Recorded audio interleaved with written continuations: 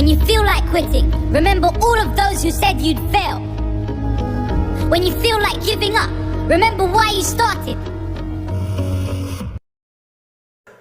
Hi friends, मैं Alex फिर लेकर आया हूँ आपके लिए एक ऐसा टॉपिक जो कोई भी लाइन खत्म हो जाएगी, आ होगा, ई होगी, ए होंगे, वो सारी लाइंस बनेगी माइट हैव या मस्ट हैव से। भाई अब मेरे माइंड में डाउट ये है कि मैं माइट हैव लगाऊं या मस्ट हैव लगाऊं। जब कभी भी किसी भी लाइन को लेकर मैं पक्का श्योर हो जाऊं तो वहां पे लगेगा मस्ट हैव। जब कभी भी किसी भी लाइन को लेकर के मेरे माइंड में ही थोड़ा सा डाउट आ जाए, वहां पे लगेगा माइट हैव। जिस काम को करने के बहुत कम चांस हो, वहां पे लगेगा माइट हैव। जब कभी भी किसी भी काम को करने के लिए 100% श्योरिटी हो जाए कि यार ये काम होगा ही होगा, वहां पे लगेगा मस्ट हैव। जैसे आप सभी ने अमिताभ बच्चन सर जी के बारे में जरूर सुना होगा, आप सभी ने धोनी के बारे में सुना होगा। तो ये वो पर्सनैलिटी है जिसको पूरा वर्ल्ड बहुत अच्छे से जानता है, वहां पे लगेगा मस्ट हैव। अगर मैं आप लोगों से कहूं कि भाई धोनी ने एलेक्स के बारे में सुना होगा या अमिताभ बच्चन सर जी ने एलेक्स के बारे में सुना होगा, तो ये पॉसिबल नहीं है। तो वहां पर लगेगा माइट हैव। जब कभी भी किसी भी काम को के बारे में ये पता चल जाए 100% श्योर है, मस्ट हैव लगा दो। जब कभी भी किसी काम को करने के बारे में पता हो जाए कि भाई ना के बराबर चांस है, वहां पे माइट हैव लगा दो। आज का जो टॉपिक है वो है माइट हैव। इसकी जो आइडिया वो है आ होगा, ई होगी, ए होंगे। इस टॉपिक का जो रूल है वो है पहले सब्जेक्ट, फिर माइट हैव या मस्ट हैव में से कोई भी एक। माइट हैव लगेगा कम चांस के लिए और मस्ट हैव लगेगा 100% श्योरिटी के लिए। उसके बाद वर्ड की थर्ड फॉर्म और उसके बाद ऑब्जेक्ट। अगर कभी भी इस लाइन के अंदर हम लोगों को नॉट लगाने की जरूरत पड़ेगी तो नॉट लगेगा मस्ट या माइट के बाद, यानी माइट या मस्ट में से कोई भी एक, उसके बाद नॉट लगेगा, उसके बाद हैव लगेगा। इसका एक एग्जांपल बता दूं, आप सभी ने हनी सिंह के बारे में सुना होगा। So you all must have heard about Honey Singh. अगर दूसरी लाइन में कहूं कि हनी सिंह सर ने मेरे बारे में सुना होगा, तो वहां पे तो ना के बराबर चांस है, वहां पे लगेगा माइट हैव। तो Honey Singh sir might have heard about Alex. जब कभी इस तरीके की लाइंस के अंदर हम लोगों को नोट की जरूरत पड़ेगी, सो नोट लगेगा भैया माइट या मस्ट के जस्ट बाद में, यानी हेल्प के बाद और हैव से पहले, उसके बाद वर्ब की थर्ड फॉर्म और उसके बाद ऑब्जेक्ट।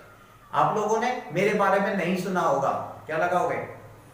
माइट हैव लगाओगे। यार मैं ज्यादा फेमस नहीं हूं, अभी तो स्टार्टिंग ही है हमारी। You all might not have heard about me.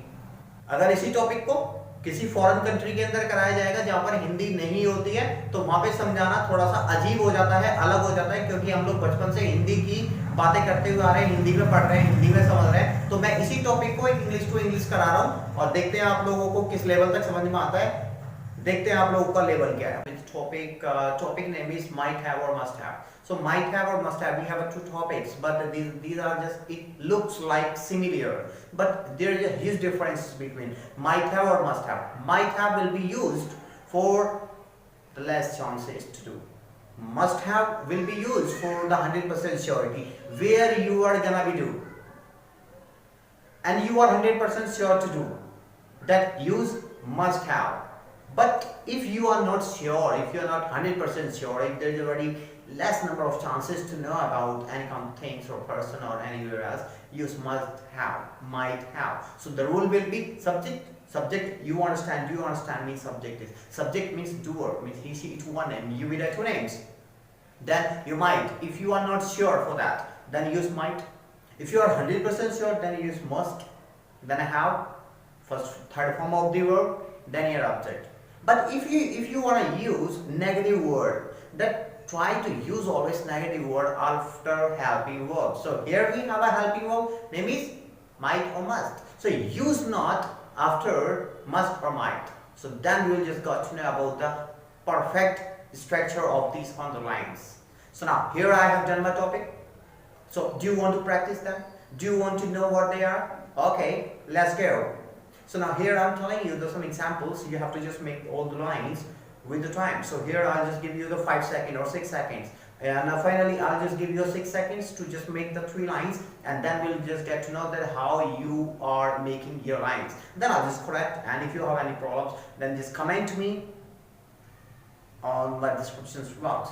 So you comment me on the comment box, then we'll just get to know the perfect knowledge for you.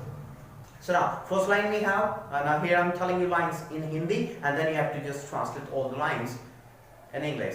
Then I'll just get to know, then I'll just make you understand that how it will be do. So now, the first line is, हम लोगों ने आपके बारे में सुना होगा, first line. Second line, हम सभी ने नेहा कक्कड़ मैम के गानों के बारे में सुना होगा. नेक्स्ट लाइन, आप सभी ने इस काम को पहले ही कर लिया होगा. ये लाइन से जल्द बना. So guys, now we will just meet you with an interesting topic. So bye bye for now.